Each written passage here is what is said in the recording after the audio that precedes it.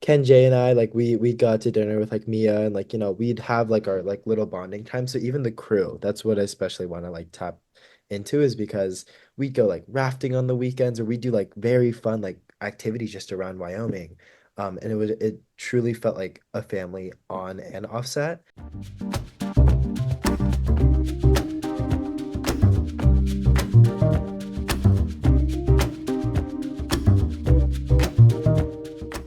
Hi everyone, it's David Stark from Watcher Pass, and I'm talking to Emerson Min about A Great Divide, which is coming to digital on November 26, 2024. I'm going to talk to him right now, and while you're watching, if you can like and subscribe to this channel, that would be fantastic. I'll spend a lot. Thank you. All right, so thanks so much for joining me today. I've got Emerson Min talking about A Great Divide, which is coming to digital on November 26, 2024. It is a sadly timely story about racism and the American dream with a great cast, a wonderful setting, and some drama along the way, some of which is caused by Emerson's character. So I'm very excited to talk to you. Thanks so much for joining me. Of course, thank you for having me. Of course. So, first question, like, how did you get involved in this project? Did you just always want to go to Wyoming and see what it was like out there? Yeah, so I mean, a lot of the script was actually written based on me and I's relationship because we did Always Be My Maybe together. That's a Netflix film. And so a lot of like our dynamic was already like scripted for us. Kind of like they had us in the, thought for those characters, and Ken for the dad, and Jay for the mom actually. So they kind of got the perfect like, four that they intended to write it for. But yeah, that's how I kind of got looped in. But then, after I read the script and I saw the depth and the meaning and the passion and the relevance and the necessity for this film, I was like, I'd gladly do it. That's awesome. And I love it's like a superhero Asian family, right? Like if you're gonna pick like some amazing Asian actors, you just got like a perfect set right there. So Yeah, I'm we glad were that they we could were like so pick and get their number one choices. yes, yes, yes. It was a amazing cast. It truly, I think, like made the film, the chemistry and the dynamics, and like, it was very much kind of a thing on set that like no one was really complaining. Like we were working long hours in strenuous environments, and no one complained because everyone was just so passionate about the film. That's awesome. And so you said you worked with Maya before. Had you worked with Ken or Jay before, or were they like brand new? Yeah, so it's funny. Jay, her husband's Randall Park, and I played the younger version of him with Miya in Always Be My Baby. So I kind of knew Jay already. So that was like kind of a throwback. And then I hadn't known Ken, but I feel like the Asian accent community is not too large. And so we all kind of like know about each other. So I consider Ken like, a father figure now. He's truly like so sweet and the best. That's awesome. I mean, yeah, you have to consider him a father figure now. I mean, he's played your father, so I guess that makes Yeah, perfect sense. yeah, yeah, But yeah. Yeah, I know yeah. that's awesome. I love that, like, you'd already had these connections. I know with indie films, like, you never have enough time to Yeah. really spend with the cast to get to like know each other. So it's nice that you kind of had that familiarity with at least with some of them before jumping in, so you could like get down to business and like you said, work those long hours. Yeah, and honestly, like instantly, the chemistry was just there. Like the first scene that we had all four of us was actually the goodbye scene where I kiss Ellie. And Ken was just like he like jumped right into like, that family fun dynamic. Like all of the turnaround and everything was like improvised. And so he was just like off the bat, like making jokes. And I think that really set the tone for all of us to just be like, okay, we're a family and yeah, there's a script, but let's all just have fun and act like, a real family. Yeah, that's awesome. And that's amazing. Like the first scene you filmed was like the pivotal dramatic scene that kind of like capstones the movie. Oh my goodness. I mean, the first day we filmed was every single grandma scene. So I had to be like emotionally like throughout the film like present on the first day because we did six scenes in that same bedroom. And they're sprinkled throughout the film. And so I had to like be in like six different completely different like mindsets. That was like the most difficult day for me. But yeah, no, also we shooting us shooting that scene early was pretty crazy. Yeah, exactly. I guess it was just all downhill from there, right? You had the emotional high, and then everything else Yeah. was easy I after was all that. so happy and then it just goes to shit. Yeah. Yeah. I was so happy when that kiss happened, but also so frustrated because I'm like, dude, she's gonna jump on a plane, and like, when are you gonna see her again? This should have happened at the start of the trip, but it was Yeah. a good movie, kind of like not Hallmark because this isn't a Hallmark movie, but like a good like romance ending for the film. So Yeah, no, it was really good, and me and I are so close. It was like it was a little weird because we're really close friends, but we're able to compartmentalize like work and just personal, and we're like, at the end of the day, just super comfortable. She's an amazing person to be around. yeah, that's awesome. I mean, yeah, it's acting. It's you kind of it's your craft, it's your job. So I'm it's good that you can like compartmentalize all of that and just be professional about this whole thing. So, Yeah. Yeah. um, so with your family in the film, did you like offset? Did you kind of go into like family kind of roles? Did you have like family dinners together, or did you all kind of like be on your own because you were spending so much time together when you were filming? Oh my goodness. I spoke earlier about how close and how like passionate everyone was just about, the project. And I think that translated off screen as well. So like for example, Ken Jay and I, like we got to dinner with like Miya and like, we'd have like our like little bonding time. So even the crew, that's what I especially want to like tap into is because we'd go like rafting on the weekends or we do like very fun like activities just around Wyoming. And it truly felt like a family on and offset. And so it felt like when you were working, it just felt very like tight knit and close. And there was kind of like that like special like sauce, if you will, of like, love and true, like everyone really wanted to be there. It's the most wholesome kind of method acting. It's like Yes. it's Literally. method, but it's like sweet and loving. It's not like Yeah. you being abusive to people. So, Yeah. Yeah. It's the best. and speaking of the Asian all-star cast, like Asian royalty, Margaret Cho had a short appearance in this. Like, did you Yeah. actually like? I know it was on like camera, like a Zoom call. Did you actually get to meet her, or was that all like filmed? Was she like in like her apartment or house somewhere else? Yeah, so it was all completely filmed separately, so I never actually interacted with Margaret. But what's really funny about that kind of situation is, do you know how she has the dog in the FaceTime? Yeah, yeah. So the producers went through like leaps and hurdles to make sure that every single like animal was documented so we can have that like stamp of approval by like national safety or whatever. And they forgot to do the dog because no one thought about, oh, we need to like clear the dog on the FaceTime because the dog wasn't even supposed to be in there. We just like thought it'd make her feel more comfortable. So we didn't actually get like the stamp of approval by like the Humane Society actually because of that one dog in that FaceTime that we forgot to document. Oh my gosh, given all the animals, all the things that happen to animals in this film, that one domestic dog that might have been Margaret's, it might have been Pigs, the her own bison, dog. the moose, like the craziest shit, and then the one dog that's on the FaceTime doesn't get documented. That dog looked like it had a good life, so I'm sure it was doing fine. It's great. If it's with Margaret, it's great. Yeah. So, like speaking of the animals, I was curious. They looked real. I mean, I assume that since you had to get the stamp approval, like, were all the animals that you interacted with, were those all like real animals in their kind of natural habitat? Yeah, we got so lucky. So we didn't have the budget to, get animal wranglers and place them perfectly because that's like so expensive. We just prayed that it would work out. So for the moose, for example, like that was my one Saturday off. Like after 3 weeks of grueling shoots, I had one day to sleep in.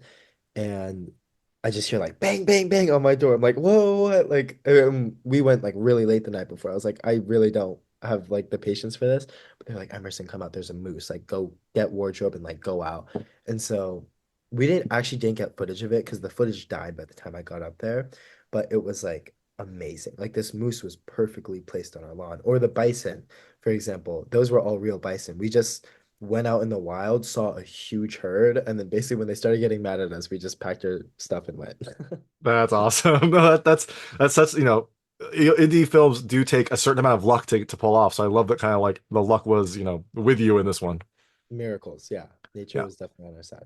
And it's it sounds like filming in Wyoming was fun. Was this your first time in Wyoming? I've never been, but it looks beautiful. Despite all the other stuff that happens in the movie, it does look very beautiful.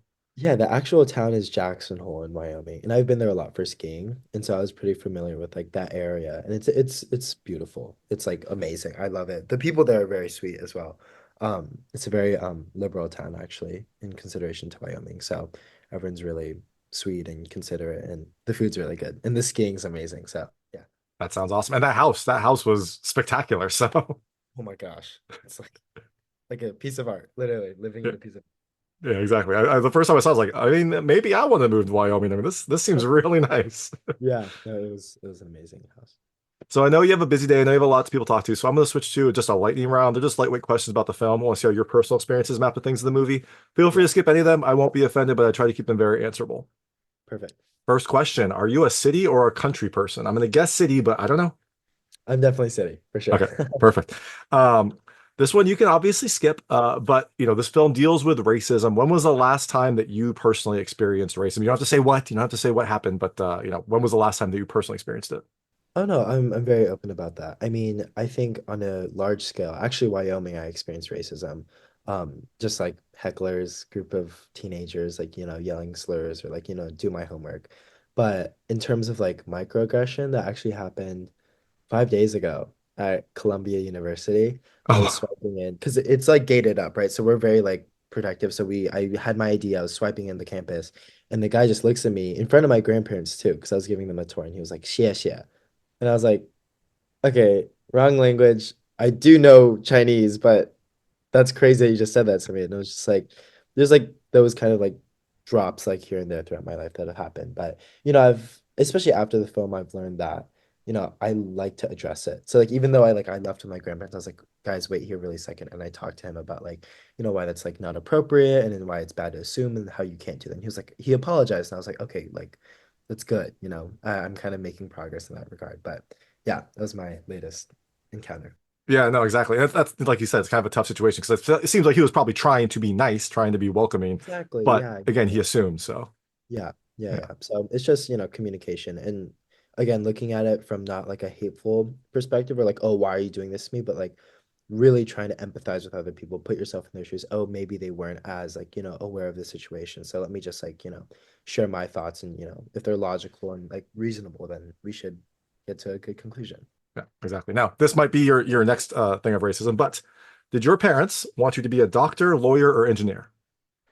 Oh, they actually have supported my acting career. That's Since awesome. when That's I was fantastic five. to hear. So I feel so blessed. I mean, I'm currently studying econ and bio at Columbia right now, intended double major, but I mean, I don't know how sustainable that is, but yeah, we'll see. But no, they've always been supportive of my acting career, so that's been really nice.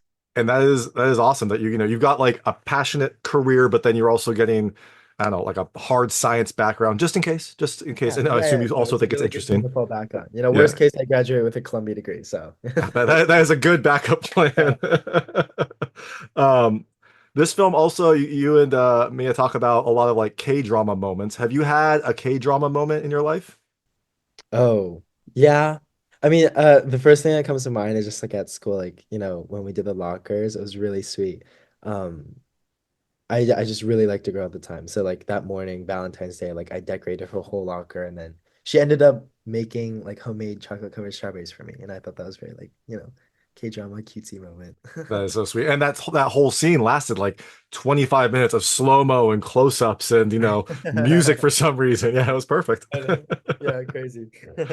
This film also deals with some snakes. Have you ever encountered a rattlesnake out in the wild? No, but on set, they were real snakes. They were dead, but they were real snakes. And like I was talking about like the extreme conditions earlier. It was like 25 degrees Fahrenheit. Like I could only wear that t-shirt for continuity, right? So I was in a t-shirt, like no gloves. My hands were like I couldn't move my hands and I was just like trying to aim at this dead snake to like, get the close up and get the good shot. But no, I haven't encountered a snake. This was the first film or like set that I did. Wow. And that does sound like grueling conditions, right? T-shirt in 25 degrees, not something that you ever really want to It, experience. it it it helped me get there emotionally, for sure. You're like, I want When to I was get on out. the We gotta go as you're I like was like on the freezing. verge of crying. I was like, "Yep, no, this is great material. Let's just roll the camera." That's perfect. Yeah. And from your story going to Columbia, it sounds like you're probably your answer is probably yes, but this film deals with you being very close to your grandmother. Are you close to your grandmother or your grandparents? Yeah, I am. They're very supportive of again of my acting career, but at the same time we love, the Korean meals, the dishes, and getting together as a family. That's one of the biggest values I'd say in my family is just prioritizing each other. Perfect. And every picture that you take in this movie, like all the selfies, you do the peace sign. Is that your go-to move? Do you have a go-to selfie move, or are you just kind of random, just do what you feel? Oh, I love point fives. I like take point fives with all my friends where you like go really high and then, point five it. But for that like post specifically, me and I actually always used to do that in real life. And so we adopted that. And the funniest part was like with the bison, when we took a selfie with the bison, we were like sitting there and there was like, we were like blown away because they're a real bison, right? But then I was like, Mia asked me to take a selfie because the camera was right there. I was like whispering. She was like, oh, good idea. And so that was like one of the covers actually, is of us taking a selfie with all the bison. But it was really good. That's awesome. Important for this theme, but also then you got a sweet selfie to post on social media because that's a great selfie to have. Exactly. I'll do like side by sides of like the actual film and then versus the actual selfie that we took. That's awesome. And the last question, speaking of bison, when was the last time that you had a bison burger? Because they are delicious. Oh, actually, Wyoming. We tried bison burgers there. It was really good. It's really tasty. But that was almost a year ago. So So, but you still remember how delicious it was. That it must have been yeah. an amazing experience to see the bison and then eat the bison. Yep, exactly. Like, The oh, so let me circle get of the bison. life. Yeah. So the film is coming to digital on December 26, 2024. You are out promoting and getting the word out. But after people see you in A Great Divide, do you have any other projects on the horizon people can look for next from you? Yeah, I had a project that just came out called Darkness of Man. It was with Jean-Claude Van Damme, and I'm not allowed to actually talk about future projects right now because they're still, non-disclosure and everything. But I'd say the best way to keep up is follow my Instagram, Emerson Elias Min, and I usually post all my updates on there. That sounds good. Make sure to follow that. See Darkness of Man. That sounds like a very different movie from A Great Divide, I imagine. But Yeah, very different, but no, it's good. Action, it's different. and I assume you also are studying for finals right now, so that's probably also on your list to do. I'm in the trenches right now. I have a research paper I have to write by tomorrow, 11:59. Oh my gosh. All right. Well, then I will let you get back to that. But everyone, make sure to check out A Great Divide coming to digital on November 26, 2024. This is Emerson Min. Thank you so much for your time. Thank you so much, David. Awesome. Thank you so much. Yeah, yeah. Have a good one, man. Take care. That was Emerson Min talking about A Great Divide, which is coming to digital on November 26, 2024. It is a sadly timely story about racism in the American dream. It has a great cast, a wonderful setting, and some drama along the way. If you like this interview, please like and subscribe to this channel. It helps me out a lot. Make sure all my new content goes straight to you. Thank you.